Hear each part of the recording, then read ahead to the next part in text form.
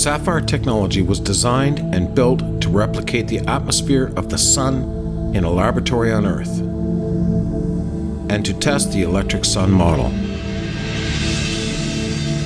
These are the factors we control.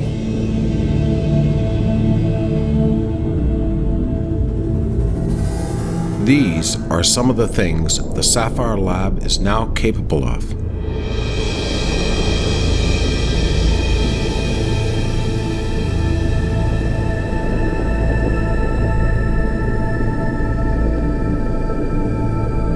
These are some of our recent discoveries.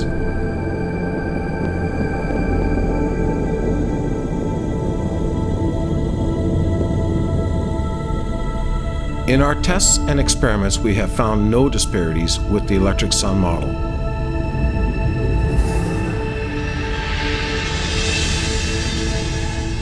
In fact, all the evidence to date indicates that electricity is the primal force in the universe.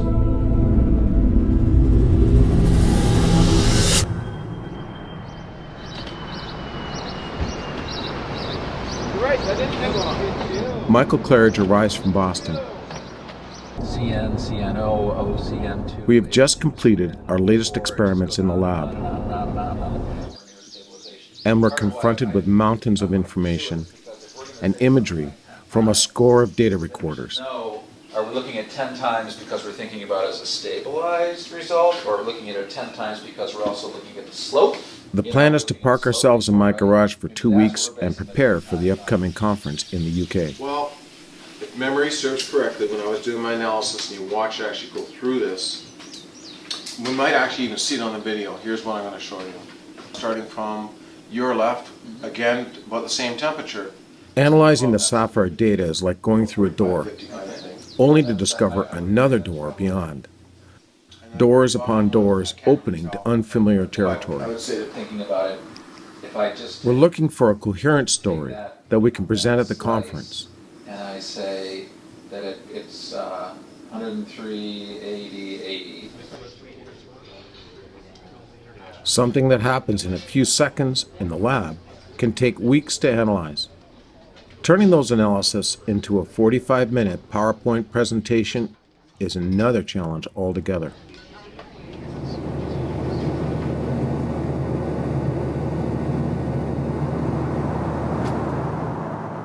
A year ago, the SAFIRE review team set the agenda for the next 12 months. The plan was to focus on 3 things: energy, transmutation, and finding parallels between the SAFIRE sun in the lab and the sun in the sky. During the year, we also gave talks at the Electric Universe UK conference in 2018, the New England Venture Summit, and MIT in Boston. It is 2 days away from the conference in Bath, and we still don't have our story yet.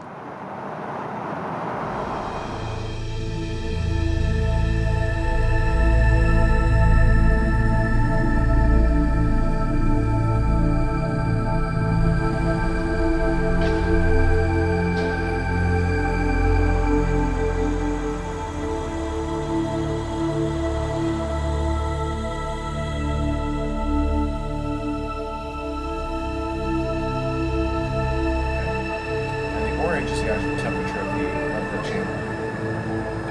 When you say the temperature of the chamber, you're talking about the atmosphere? No, I'm talking about the outside surface of the photo cover. So it's the...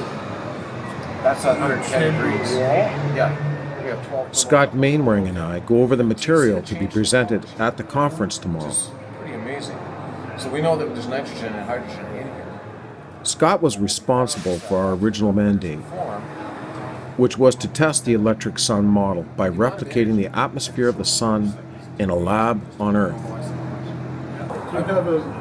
Given the discoveries of the last 12 months, Scott states that we've fulfilled our research objectives and our mandate. But we are getting titanium.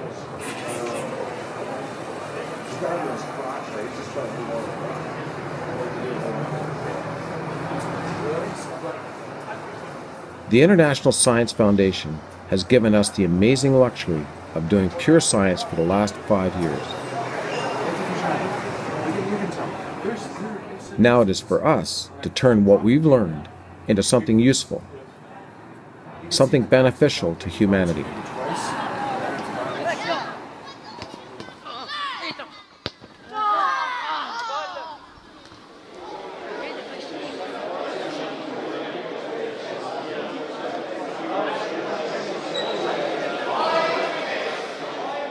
I realize the story Michael and I have been struggling to articulate is only partly about what we've discovered this past year.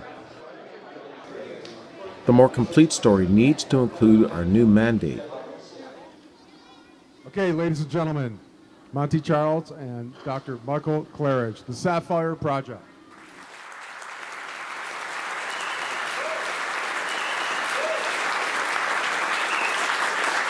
Can you hear me now?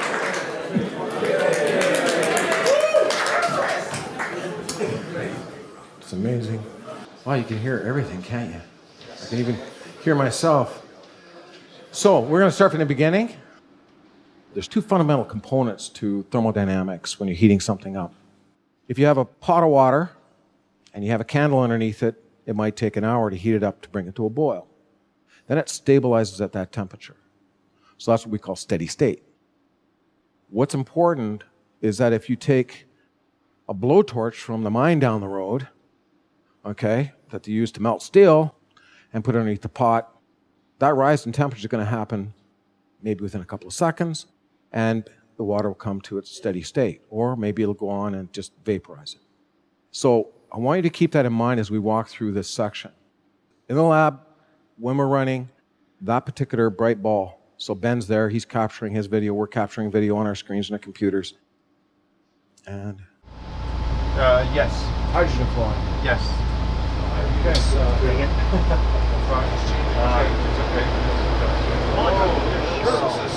This is new.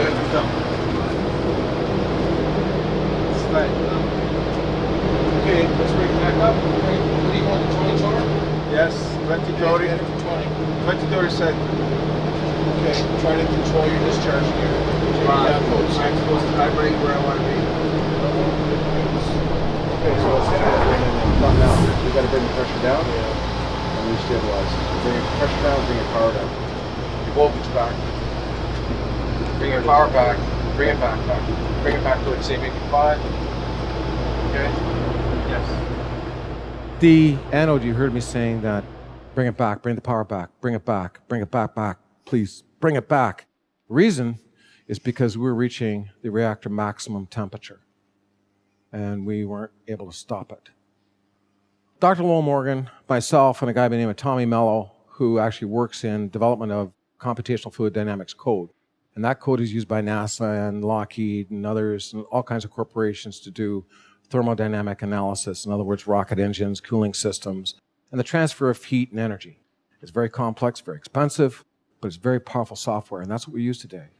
So we can predict very accurately, if we understand that the factors involved, how something should perform. And that's how they design your car engines, so they don't overheat anymore. Our calculations showed that we needed, in order for us to reach maximum reactor temperature, our power supply had to be at 100% power output. So just imagine 100% means that you've got a blowtorch underneath the pot. The max temperature of the chamber should be about 113 degrees Celsius. The other numbers, we just kind of tested at different levels and what kind of temperatures that the chamber should respond to. The 7% we're going to get into in a few seconds is actually where the power was set when you see that anode and where we're actually creating the transmutation of elements. This is a model, some of you may have seen it from 2016 when we did the analysis. When it's cooled with the cooling systems at full power, shouldn't reach much higher than about 110, 113 degrees. But at full power, cooling system on, steady state, 100, 113 degrees. When we did our calculations, each of us did them separately, we were all within 50 degrees of each other. Without cooling, the chamber would heat up to 500 degrees Celsius. So that 100 degrees, 110, actually represents 500 degrees Celsius without cooling. So when I say 50 degrees, you might say, well, that's 50%, but it's actually 50 degrees of the 500. And then we put cooling on it, and it should come to this.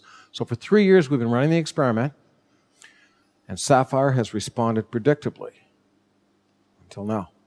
We have on our SCADA system, you'll see here on the screen at the bottom is 113 degrees. We have thermocouples. We have 12 thermocouples all around the chamber measuring to make sure that it's stable. And we can monitor these things because it's important. So what this graph is a video.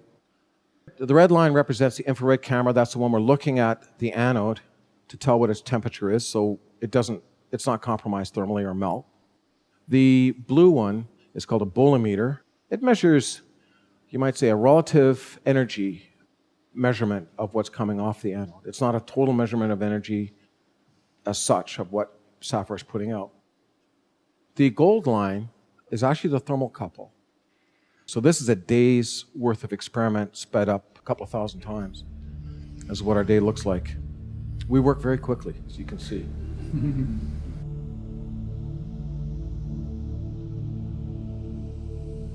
It's not interesting, right at the peak.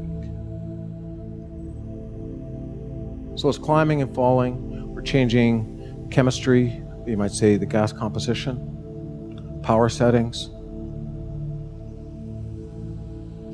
and we're monitoring the thermal temperature of the anode and the chamber.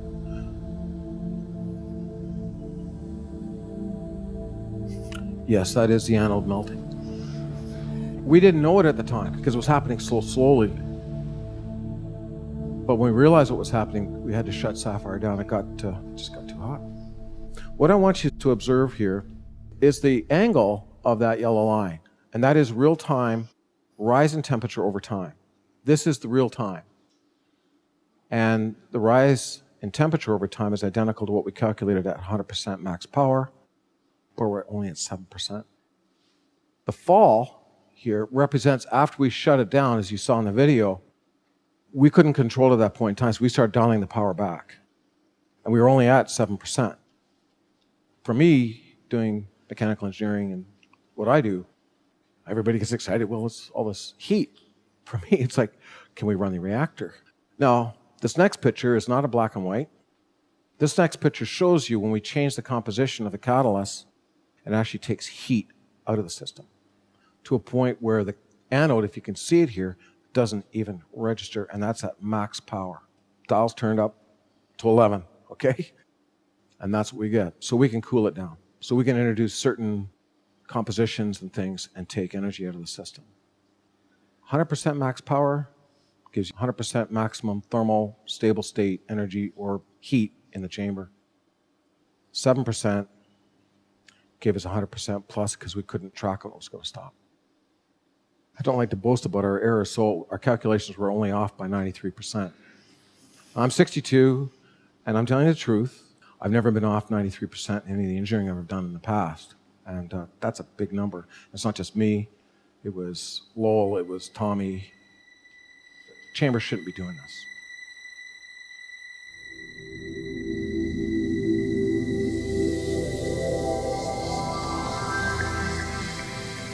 SAFIRE can create, control, contain, and repeat any number of plasma regimes.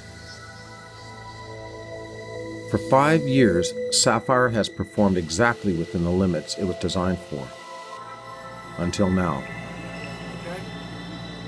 This recent catalytic event was not predicted, and according to plasma physics, it should not have happened. So there's your double layers. But it did. So we see a little bit of cuffing there. If you look at This is calling into question our understanding of plasma physics and will require a new math You can definitely see the tufts in the UV. and the collaboration of complementary disciplines to resolve. it just made a transition. There we are. These recent catalytic events have not been observed before. Okay, we're over pressure on that. They're new Clear the map. and show the potential for a clean, energy-efficient reactor. Go over, go to the center button to the left, at the top. Stand by. Yep, stand by. Chamber pressure 310 minus 6. Okay, so now you can go into... Transmutation. Finally, in 2017, we had some interesting results, but we weren't in a place to talk about it with confidence. Today we are. So this is before. This is during our plasma discharge. What's interesting about this is that the plasma double layers have collapsed down and become very intense around the anode, and now it's giving a uniform coronal glow. Just keep this in mind as we go through this presentation. And this is after. And we said, well, that's interesting. We had other words. So we decided it was time to subject it to what's called scanning electron microscopy and EDAX. They kind of go hand in hand. Technology's been around for 30 years, and scanning electron microscopy is just a very powerful microscope. EDAX basically is technology where they energize the elements that are on the sample, and they can tell you definitively what those elements are. And they use it for forensic sciences, all kinds of things. And it's a standard piece of equipment. It's about $1 million for one. I wouldn't say it's standard or common, but it's very good. So this is June in another lab that we work with, and what we did with the sample. So when you go over a sample like this in a scanning electron microscope, it's almost like scanning over top of a planetary surface. So just imagine that you're in a satellite or a rocket, and you're saying, well, that's interesting. So pretend you're in there. We're zooming in with the microscope. Things get interesting.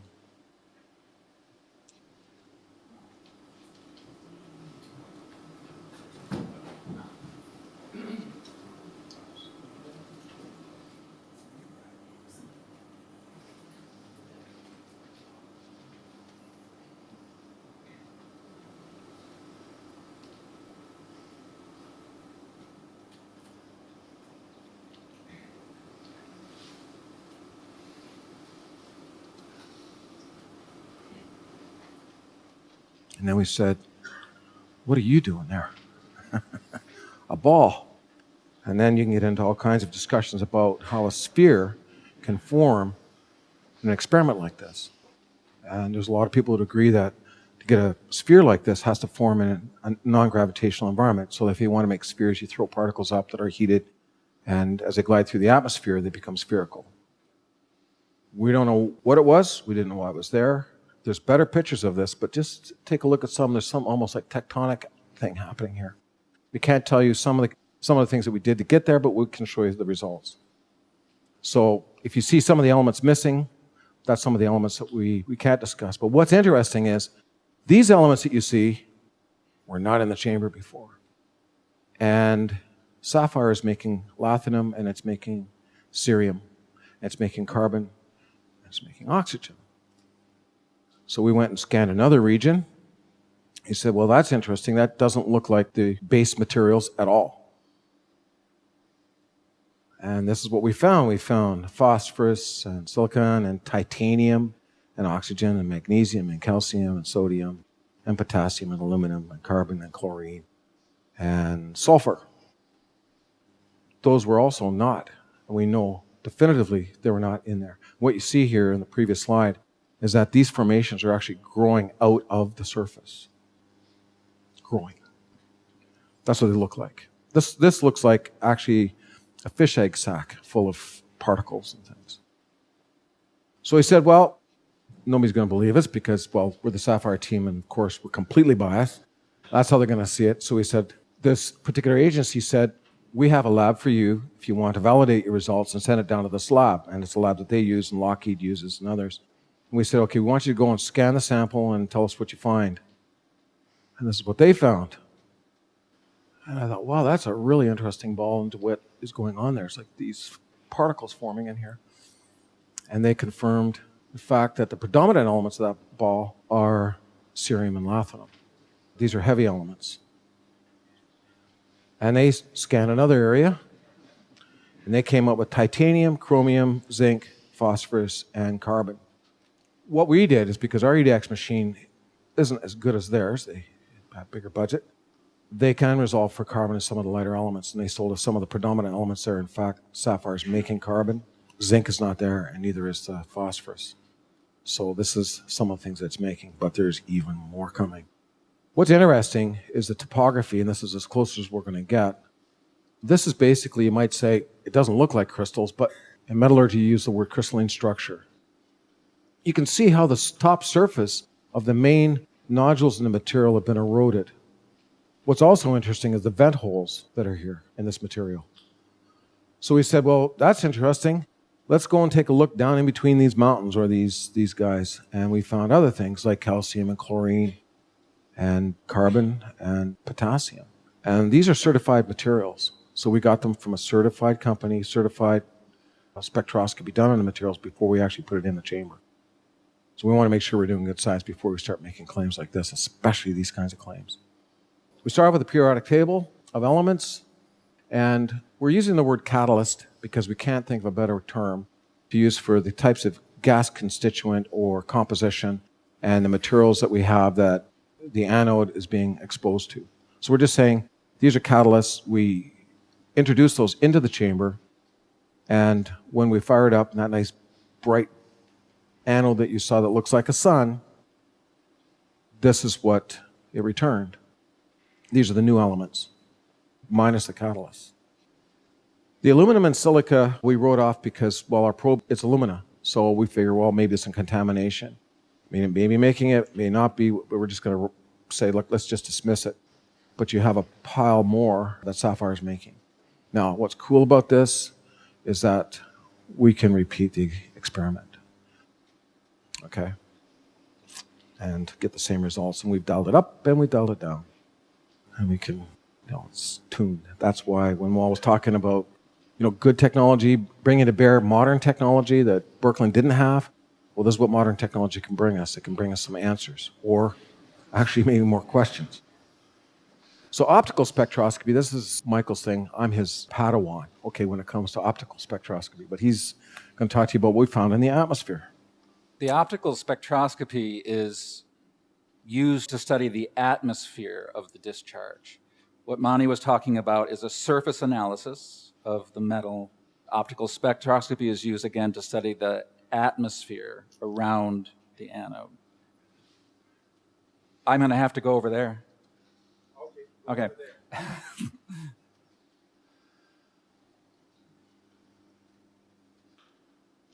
This is wavelengths of light coming out of the chamber, and optical spectroscopy is like a really fancy prism that shows you the rainbow colors that are in your glowing sample. It's a wonderful science. It's been perfected for so many decades that it's one of the most reliable tools that an astronomer or a plasma physicist has to study.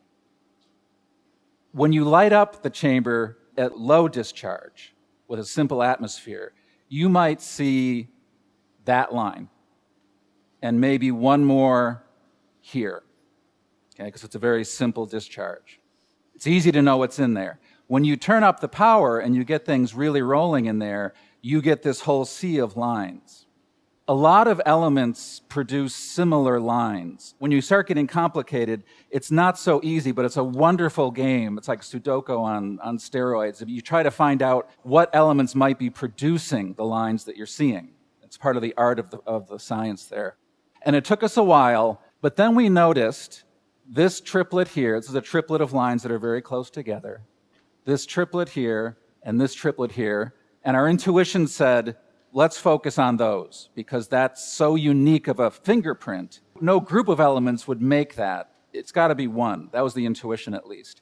And if you ask your optical spectroscopy software to match the known lines of different elements, after a lot of hunting, we came across manganese, and manganese lies exactly on this triplet, and this triplet. It's basically impossible that could be any other, statistically impossible, any other element or group of elements.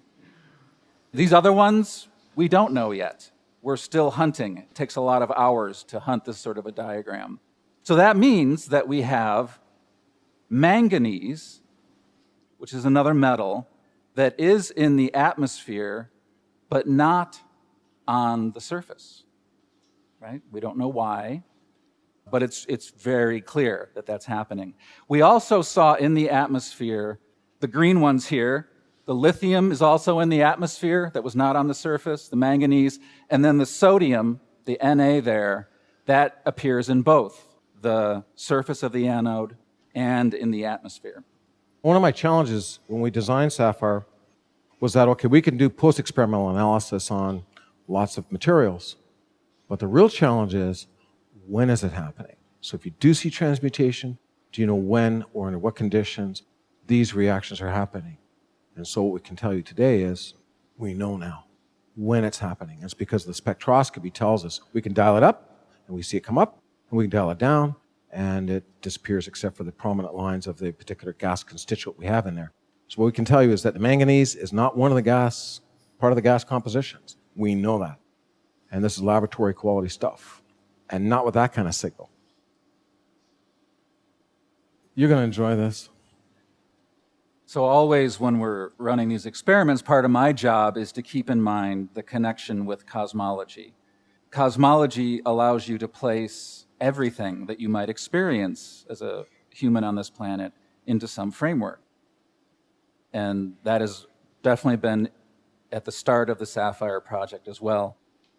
Here is some framework to put some of these results in. This is his normal rate, speed. Monty, keep up.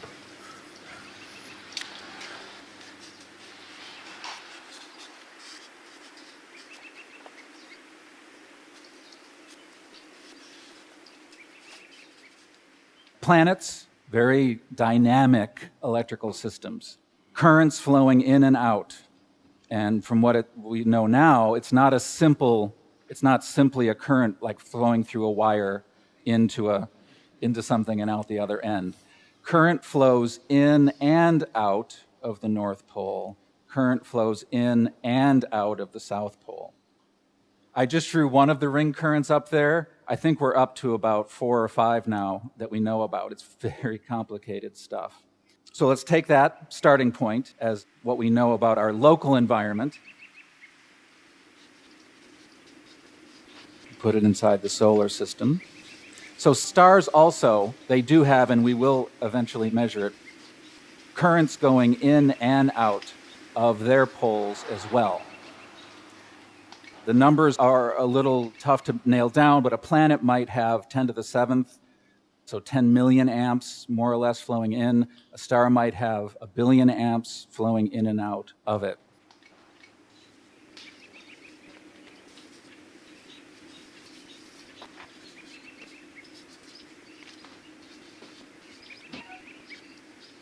You start to see the pattern when you draw the pictures. This is a cosmic blueprint, if you will, for how electrical structures are formed. Each star is also following this blueprint, but then its sub-members also follow the blueprint. The planets are receiving their energy from their star. The star is connected to its source of power. The planets are connected to their source of power, and their source of power is their sun. So you have to imagine, if not direct currents flowing between them, at least some sort of resonance or induction.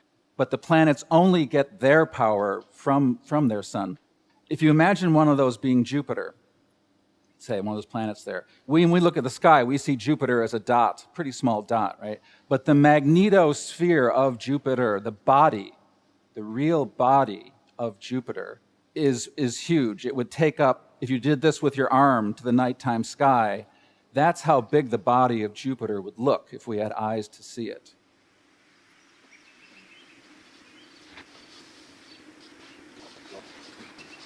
Okay, so composition of planets, as Wall so well said years ago, we understand planetary formation so little currently that we need a different theory of planetary formation for every planet in our solar system. One of the patterns that we see in electrical systems throughout all of nature is membranes, boundaries. The plasma naturally forms its own version of a membrane or a boundary. So we'll start with our star, shorthand it, right? And then we'll ask, how does the star fit in its world, the neighborhoods that it comes from and lives in? So that green there is an interstellar filament, which you can kind of see in the background of the slide here. And the stars are set up on those filaments. Before the advent of the Herschel and Planck space telescopes, we honestly believe that the stars were randomly distributed in the sky. We believe that, right? And then once you see the filaments, every star we see in the sky is on a filament. There's no randomness to it, if you can see the underlying structure behind it.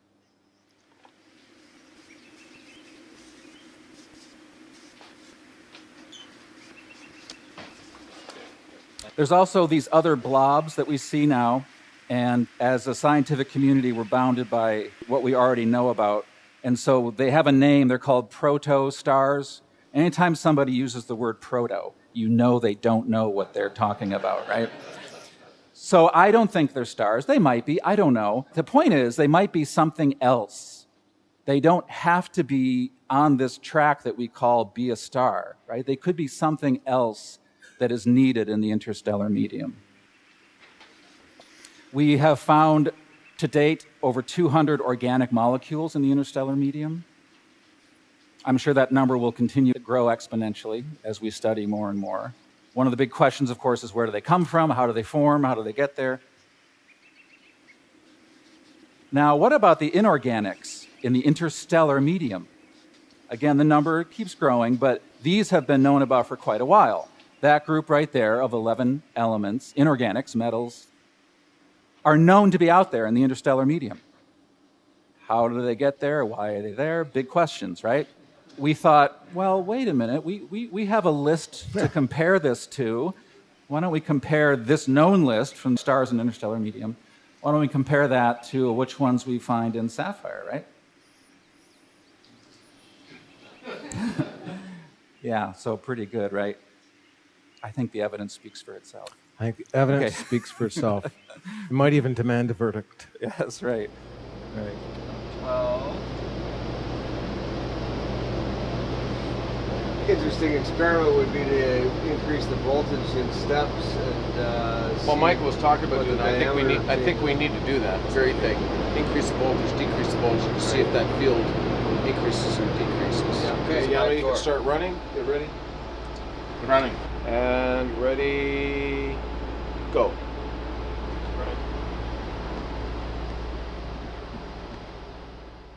Dark mode plasma, this was something that, for our research, started from Scott Mainwaring, who quoted that wonderful line from Edgar Allan Poe about there being dark stars in the sky. I don't know the exact quote, but that was in the back of our minds all this time as to, well, what's going on in a plasma environment that's under tension, but it's not discharging? That's an important question, right?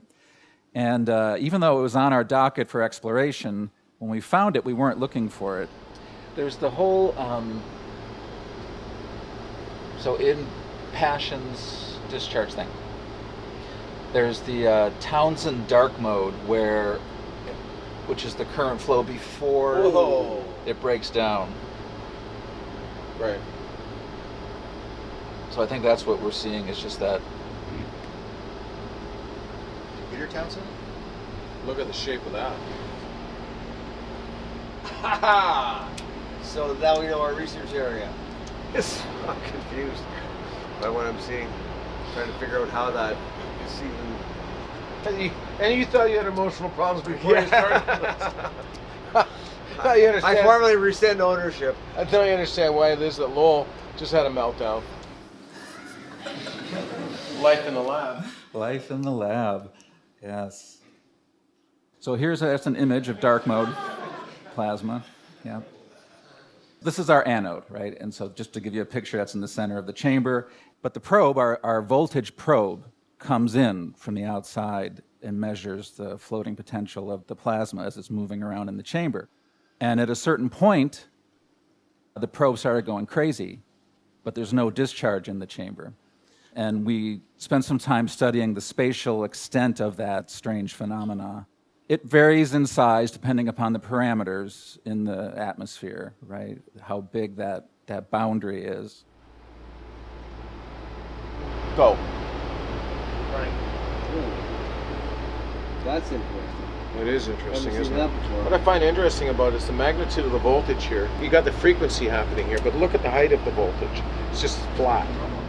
748, still 120, 30, it's floating around 110, 120. And ready, go. Should start out further now. And it does, look at that. Yes, you did change that. Exactly. What's amazing about this is that we have a very sharp voltage drop just off the surface of the anode. this third round. Plasma double layer, Yeah, you done. and there's no visible plasma. voltage goes to almost zero, 600 set. and it goes right back up to almost the anode potential. And there's no plasma. So I want to contrast it to the glow mode, just so you get a reference. We would call that a form of glow mode. Anode in the middle, a very clear atmosphere, very clear boundary at the edge of the discharge. When you run the potential probe through that, you see that chart on the left. So that's electrical potential. That's the voltage at that point in space, at that point in the plasma. And you can see when you come up, there's that sharp boundary coming up from the left, say that sharp boundary. That's that outer edge of the blue ball, the glowing mode. And as you come in, the potential rises very steeply. You'll notice the potential drops down basically to zero right before you touch the anode. And then when you touch the anode, it jumps up to the voltage we set the anode to. This is what we saw running the probe in and out of the dark mode. So we had the chamber under tension, a lot of volts. You don't see anything going on. But then you can see that's the chart of what the probe is telling us is in the chamber. And there's a lot of arguments about what it is this is telling us. And as a contrast, you can see, put them stacked over each other, very different behavior, very different shapes, very different sizes of potential in there. I want to emphasize that we don't know what it means, okay? There's some previous research on this sort of thing where the probe you're running in a chamber discharge shows this kind of really rapid and intense pulsations, but no one's studied it spatially. It brings you right up against the problem we've known since the 20s, which is you can't actually measure anything without affecting it. There's this idealization that you can somehow measure something that's really there, even if you're not looking at it, okay? But that's not the truth of nature. So we know it's an interaction between our probe and the anode, but nature is always that way. If you think about the solar system and the electrical distribution in the solar system, it's not just a sun sitting there in isolation. There's planets, there's comets, and all of those, you could say, serve as the probe in the solar system. And so they're going to be experiencing something like this. I'll talk tomorrow about some of the astronomical implications of that. So how are we going to do that? Well, one is going to be a mass spectrometer. Because as soon as we put in hydrogen and deuterium alone, okay, we see a hydrogen and deuterium count climb. We saw this yesterday. On the whole, we try to shoot. So, yeah, right there. The SAFIRE team is now developing the new mandate for SAFIRE. So we want to be able to understand, like, does it put all the hydrogen out to the side, or does it put the How slow is slow? Oh, okay, so there's a point here that that's the nitrogen. We're going to take what we've learned and turn it into something useful.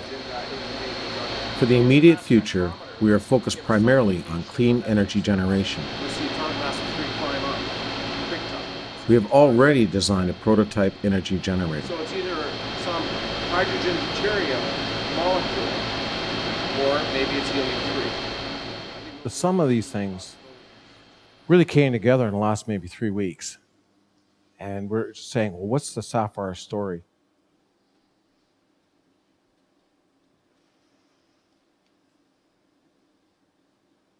Okay, so we want to change the conversation from zero-point energy and free energy to efficiency. And we're going to be talking about that a little bit more tomorrow, because there's no free lunch. If you think about your cars, the oil's out there and it's in the ground, and it gets sequestered, and it gets pulled, and it's put into tanks, and then it's refined, and then it's pumped into your tank where it's actually focused. And you burn it, you harvest the energy that that has to offer. Actually, the same thing happens with a hydroelectric dam. Now you've got this river running through it, you put up a dam, we focus that potential energy into one particular place. We do the same thing with uranium. We want to, in the SAFIRE team, change the conversation from zero-point energy and these kinds of things out there, because we don't believe they happen like that. We don't see it in nature. Energy generation is all about efficiency. How one determines efficiency is much debated. But the Wall Street Journal factored in the cost of the fuel itself, the cost of production, the cost of damage that fuel and/or production does to the environment, and came up with a picture like this. Ultimately, nature itself shows us the most efficient way to do things. Sapphire will fit somewhere in this picture. The fact that the main fuel is hydrogen, the most abundant element in the universe, and that the process is clean and produces no negative side effects or waste products, makes sapphire a very attractive energy generating technology.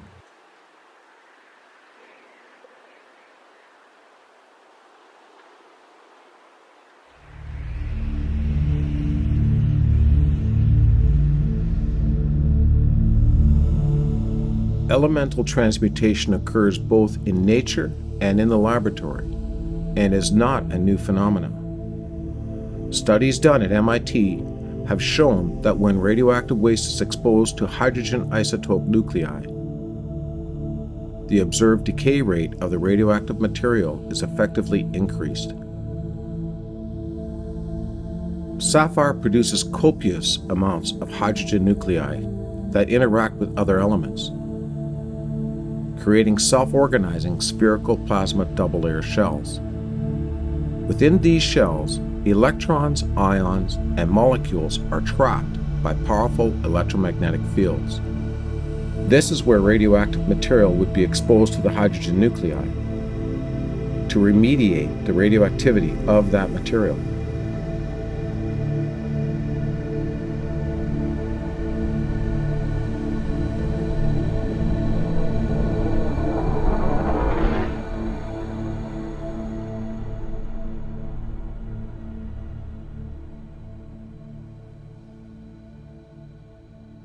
One of the confusing aspects, if you only think that gravity and turbulence and heat are your causal factors, none of this is ever, you can never explain this, how there's so much structure.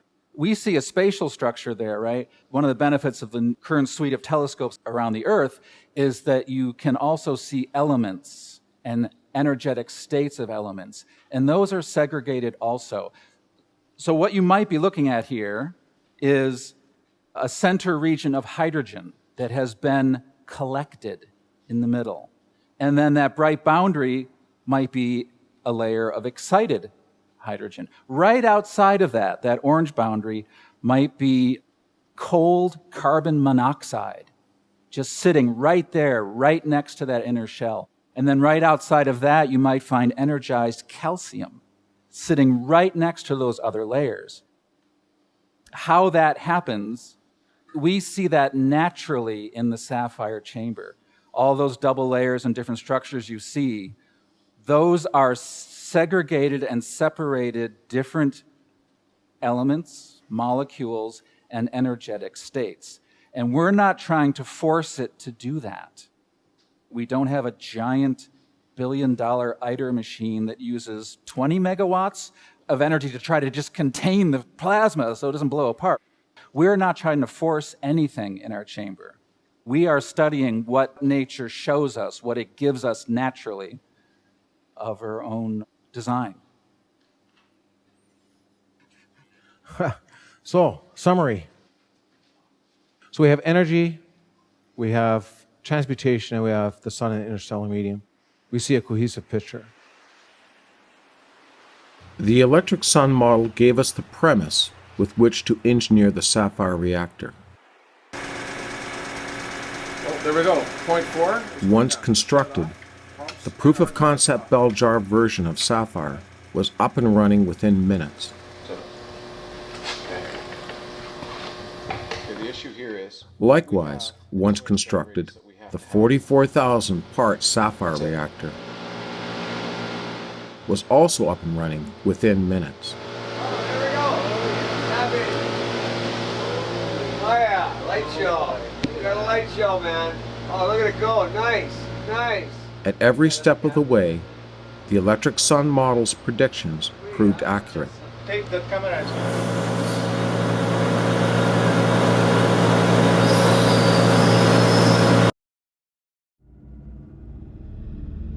What if the process used to create the sapphire sun turns out to be similar to the process that creates the real sun and stars? the scientific community would have a field day with door opening. That would be the big picture. In all our experiments and discoveries, we have found no disparities with the electric sun model.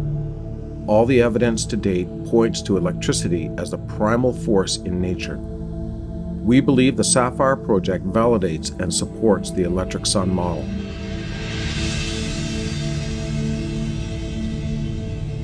SAFIRE's new mandate is to create beneficial and commercially viable transformative technologies for humanity.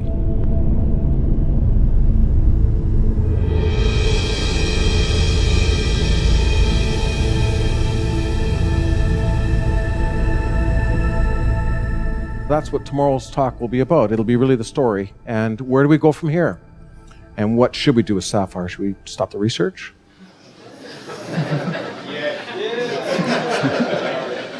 Okay.